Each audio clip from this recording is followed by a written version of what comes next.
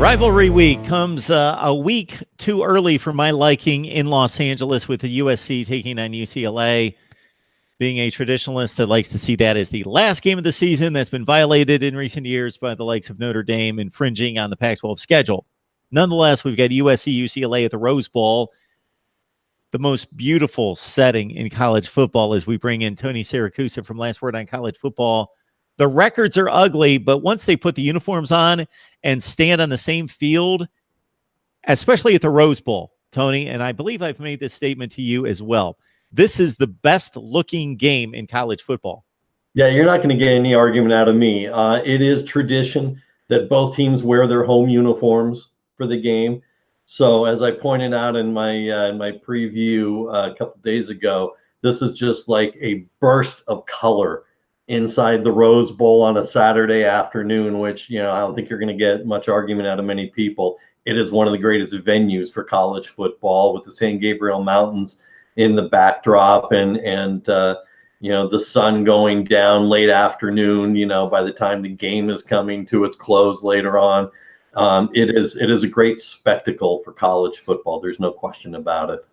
So unless these two teams play like a 52-50 two-point conversion failed in the third overtime type of game, this probably is not going to go down into the annals based on where the two teams stand going into it. Typically, we've got two competitive teams that are ranked, vying for a Pac-12 championship, or at least one of them, and the other one's trying to spoil it. This year, we've got no such deal. We've got two underwhelming performances by both teams. Yeah, one of the things we dubbed it earlier in the week was this is one town with two teams going in two different directions. Strangely enough, even though they both have losing records, the directions they're going are odd. To put it in perspective, and I know you and I have talked about this before, one of the things that makes this rivalry unique is there's 13.2 miles separating these two schools. That's it. That's as close as you get in any rivalry matchup in major college football. So these guys, they went to high school together. Now they're on opposite sides for the next 4 years in one of the most heated rivalries in all of college sports. You got families that are separated, that don't speak to each other during this week. You got brothers against brothers. You have fathers went to one school, son go to the other school, things like that. It gets ugly. But in terms of this season, no one expected UCLA in year one of Chip Kelly to have a great season. It was a rebuild. It was a reclamation project. I know you and I have talked about it before. Kelly had 2 years as offensive coordinator at Oregon before he became the head coach. So everything that he had as head coach, he built as offensive coordinator. The players he had, he inherited from being head coach. So there was everything that he had as head coach was already his. No one expected greatness. They expected progress. Not sure you've really seen a lot of progress when you're 2-8 right now, but there have been glimpses later on, late in the season. SC, on the other hand, at 5-5, and the wolves are howling in LA right now. There is no happiness with Clay Helton right now in Trojan land. You look at the USC blog sites, you look at the fan blogs and the fan posts, and there is no happiness with Clay Helton at 5-5, a guy who won the Pac-12 championship, won another Pac-12 South title, won the Rose Bowl, all within his 3 years. And the really only question right now seems to be this week with regards to SC is Helton coaching for his job this week against SC? He's got Notre Dame the following week, which is, I know you hate this, but it is tradition when the SC Notre Dame game is in LA that it comes on Thanksgiving week after the SC UCLA game. When the Notre Dame game is in South Bend, then it's in the middle of the season. But regardless, the question is he coaching for his job this week at 5-5 because he's got that one bad season? And I think part of what happens is the Pac-12 South was such a dumpster fire this season that it was there for the taking, and SC couldn't take it. You know, they were nowhere near it. I mean, the offense has been anywhere from average to very much not good. And so Helton took the play calling duties away from offensive coordinator T. Martin a couple of weeks ago. And what do you get out of it? You get a 15-14 loss at home to Cal last week. I mean, what do you get out of Clay Helton taking over the play calling duties? Not much. And so there is a lot of, while there's some kind of sit and accept whatever is happening at UCLA, and it's been a terrible season, but if we beat SC, we'll live with it for a year. And on the other side of town, 13 miles south down the road, this is horrible. 5-5 is unacceptable. And we're starting to roll out some names as to who we want in place of Helton next year. We got Tony on the line from We're breaking down the Trojans. They will tee it up at the Rose Bowl at 12:30 local time on Fox. I've got to go back to this scheduling situation. Go ahead. This is all I remember from the time I was 8 years old until, I don't know, it seemed like a handful of years ago that I would watch USC and UCLA play the final weekend of the season. And then it seemed as though at some point in the last, I don't know, it feels like 5 years that I started to see, why is UCLA playing Stanford? What's going on? What is going on here that there are these other matchups, the final regular season game? How long has this been going on? No, I give you that with the UCLA Stanford game or the UCLA ending the season with someone else. That's been 8-9 years. I give you that. And look, I'm with you. I'm a traditionalist. I got a few years on you in age. And look, I grew up with that third week of November was Ohio. In the morning I was watching Ohio State, Michigan, and then going to, for a lot of years, the Coliseum when UCLA and USC split the Coliseum and, shared the Coliseum as their home stadium. And you go to the USC UCLA game, and that game often, those two games often determined who was going to the Rose Bowl, and that was that. But the SC, I will say the SC Notre Dame game, when it's in LA, was traditionally Thanksgiving weekend, regardless of the SC UCLA game. But yeah, UCLA was never playing after that. And then, but you built in, what you did was when they went to the conference championship game that first week of December, then they moved the schedule around so that there was another game in between, so you weren't sitting idle that week in between the third week of November and the conference championship game. So it started to move things around a little bit. I'm not a big fan of it because, like you, I'm a traditionalist, but that's just another way of saying I'm old. And I'm right there with you. In 2017 and 2016, they did not play the final game. They played the penultimate game of the regular season. In 2015, it did end with USC UCLA. In 2014, back and forth. Okay, back and forth. I don't know why it's 2 consecutive years. The last two in 2016 and 17, and now 18. It's been 3 consecutive years.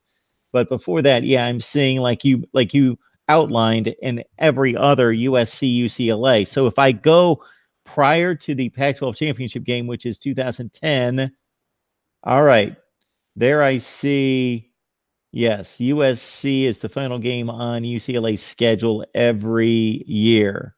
Okay. And when you look at that, though, they pushed it back a week. So it was later in November instead of the third week of November when that happened. So again, just an altering of the schedule compared to what you and I were used to doing.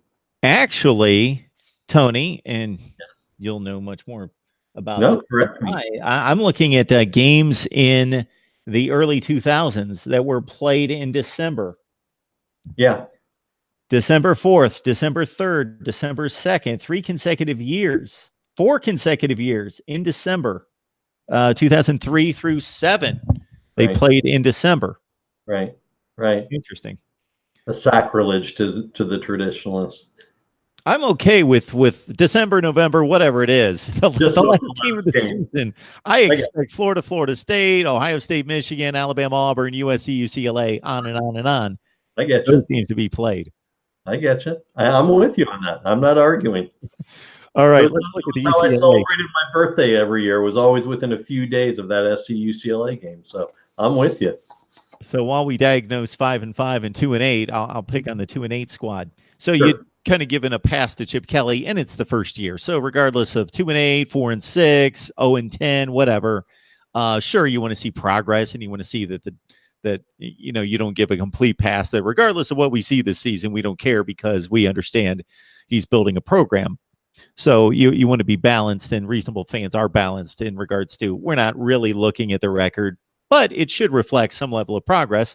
And they have played much better the last month to 6 weeks. So I expected them to play a little bit better and win a few more games. But then once they got into the season, I didn't know that a lot of people knew how good Cincinnati was or Fresno State and some of these other squads. So the UCLA fan base is even though the record looks really ugly, they're okay with the progress of the team. I would okay, maybe a bit strong. They're frustrated, but willing to give a little. How's that? Because it's the way they're losing that causes the frustration. The Arizona State game last week was completely winnable, but it was mistakes that should not be happening in week 10 of the season.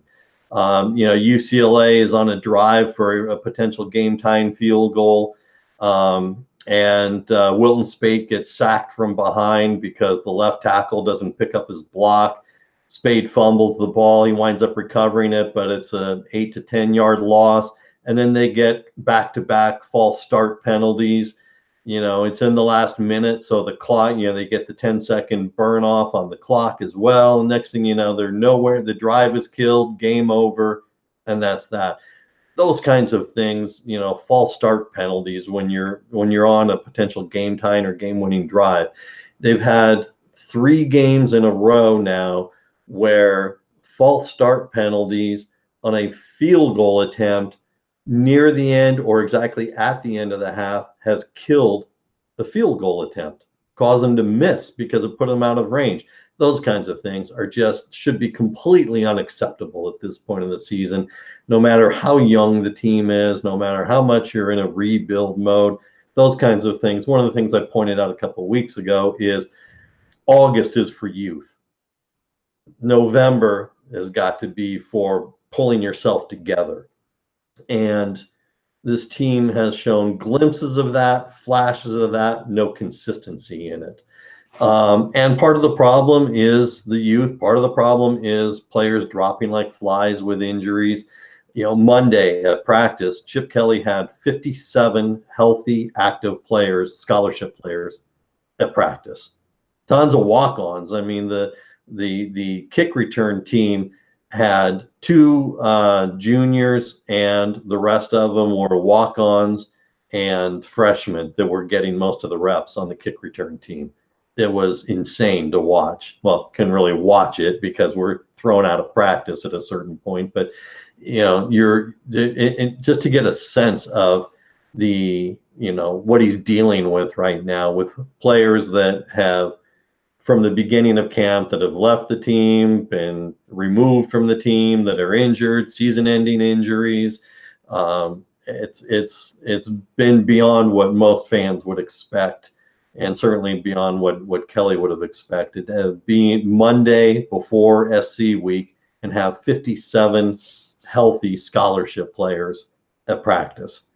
So there's a little bit of give and take. Again, the mistakes are insane because some of them are so rudimentary.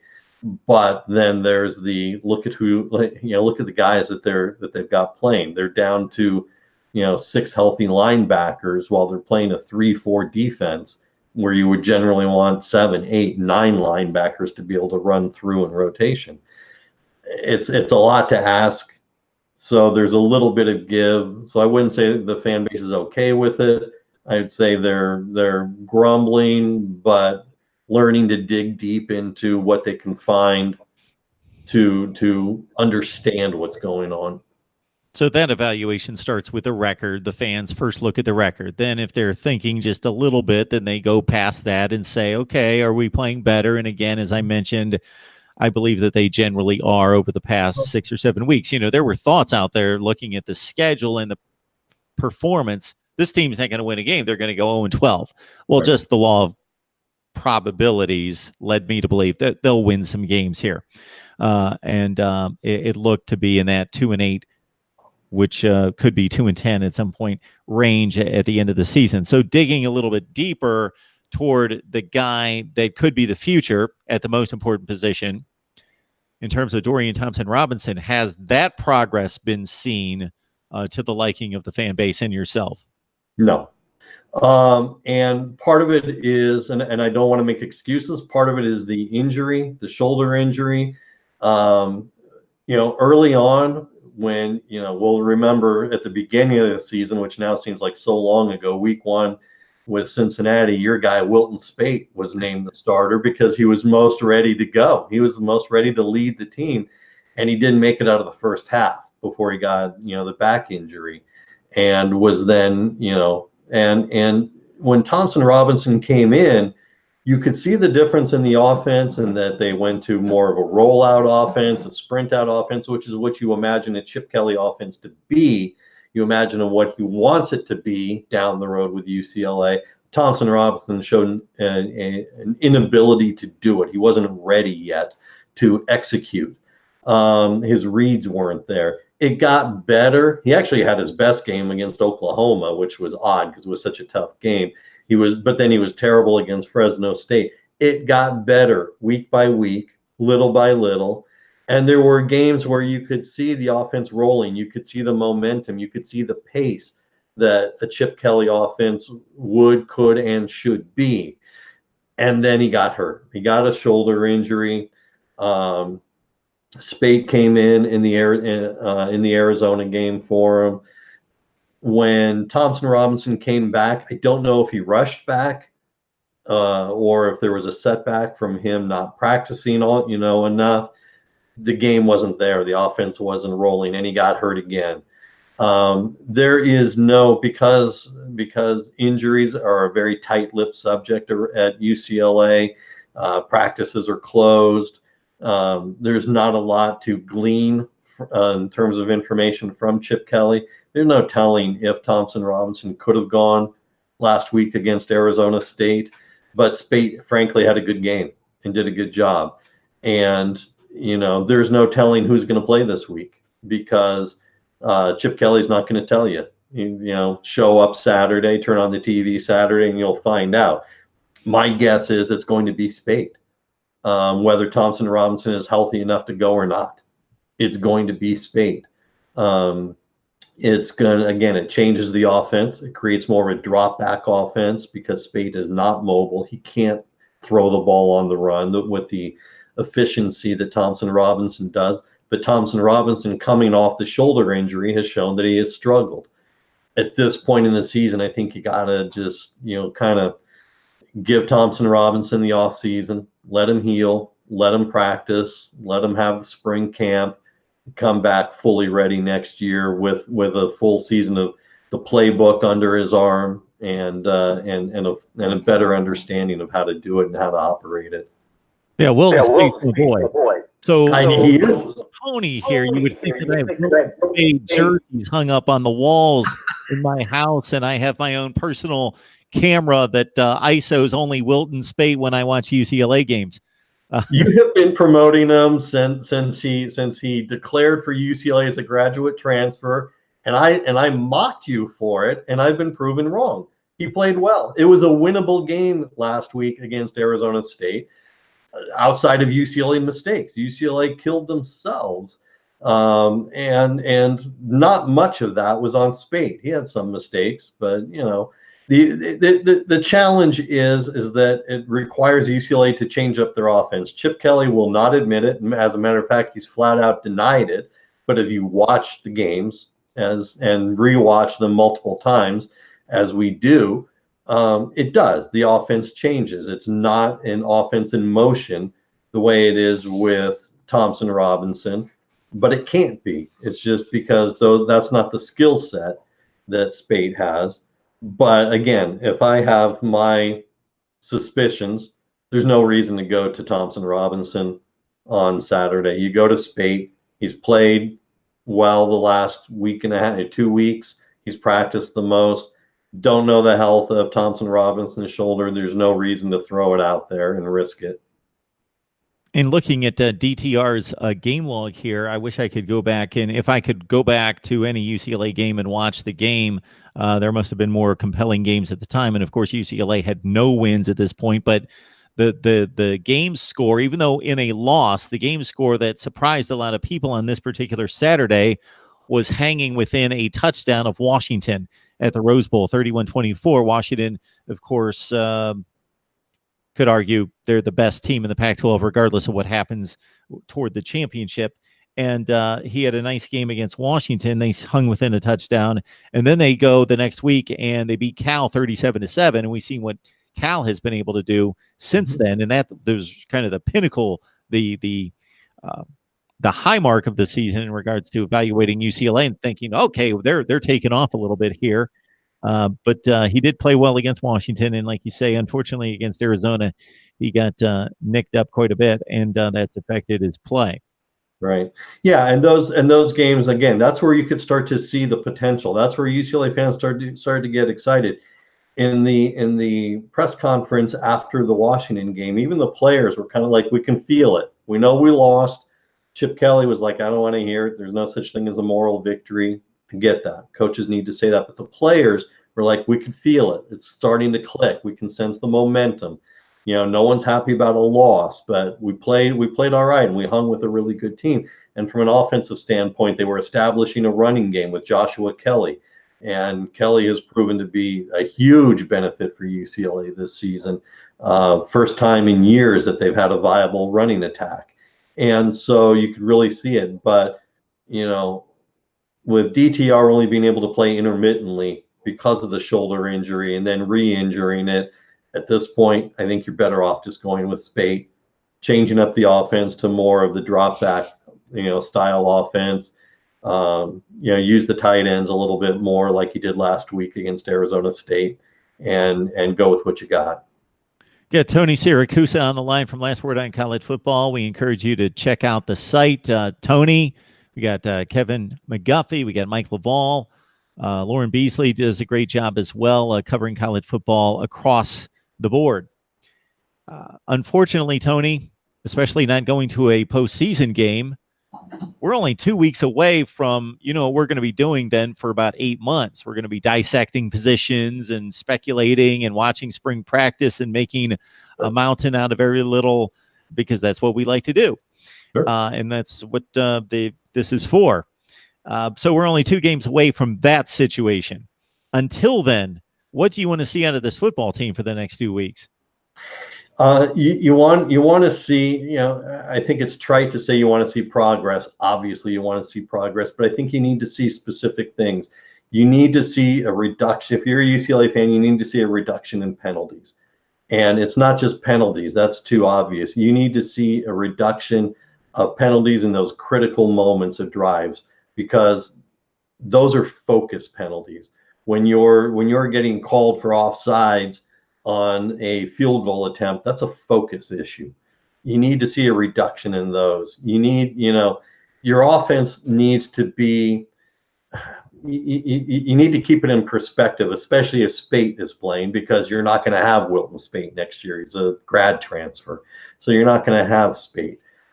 You need to see, is there a running game behind the offensive line, because you're going to have most of this offensive line back. This is the third youngest team in FBS right now in terms of the number of snaps being given to freshmen and sophomores. So you're going to have most of this offensive line back next year. You're going to have Joshua Kelly back next year. What does that look like? You're going to have most of the defense back. Are they aggressive? What does that look like? So you need to see a reduction in the penalties. You need to see some sense of a unification of a system. And by that, I mean the defense has kind of been a roller coaster. There's been times it's been aggressive and you see blitzing from the edges, and there have been times based on the manpower they have available to them, they're playing straight up and hoping for the best. And you see a guy, like Manny Wilkins at Arizona State, slice him and dice him on the edges, So you need to see, you've got SC this week, and SC is kind of on its heels right now. And JT Daniels is struggling. Are you going to be aggressive? Are you going to go at him? Or are you going to, kind of sit back and just try and contain? I think you're gonna get a real sense of what Chip Kelly's plan going forward is in these next two games. Stanford, UCLA has, to quote the late great Lakers basketball announcer Chick Hearn, UCLA hasn't beaten Stanford since Hector was a pup, and it's been 10 years. And so and Stanford is vulnerable. Bryce Love is nicked up every week. He's not going to own you the way he otherwise would. If you're ever, and you got him at home, if you're ever got a shot at Stanford, this is it. So you have. I'm not going to put a lot into momentum. One of the beat writers who writes for a local newspaper, I won't call him out because I like him. He asked Chip Kelly this week about winning the last two games, creating momentum for next year. And most of us at one point in the season have been mocked by Chip Kelly, either at practice or in a post-game press conference. We've all been chided by Chip Kelly. We got chipped. As it just happens to the media. And this guy got chipped. He was like, there's no such thing as momentum going into the next year.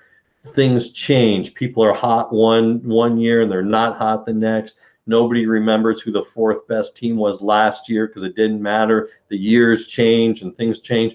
And Chip went into this soliloquy about how one year Milli Vanilli was hot and then they crashed. And, we got insights into Chip Kelly's, pop music, repertoire. That was the depth of his knowledge. It goes beyond that. But, I would not count on it. Not with Chip. So, there's not but I agree. There's not a lot of momentum that takes you into next year because you got recruiting in December. You got signing day in December. You got another one in February. You got a slew of new players coming in. Things change, but how does the program feel? How do the next two wins set you up to close on that recruiting? How does the program set itself up? What's the fan base feeling like? Because even at 2-8, you beat SC, you beat Stanford, you're feeling a little better about yourself than you are if you're going in, 2-10 and getting another beat down by these guys. Mentioning that particular question of Chip Kelly and just the general notion of him nitpicking certain questions draws me back to I certainly wouldn't point out the colleague, but he was basically shoulder to shoulder with me, asked a certain basketball coach at the collegiate level who was headed to the Final Four that year, Coach, how do you feel like you control your own destiny? Well, first of all, as we know, controlling your own destiny, that's an oxymoron. But I think we at least take that for granted. We understand what that, you control your path to a championship.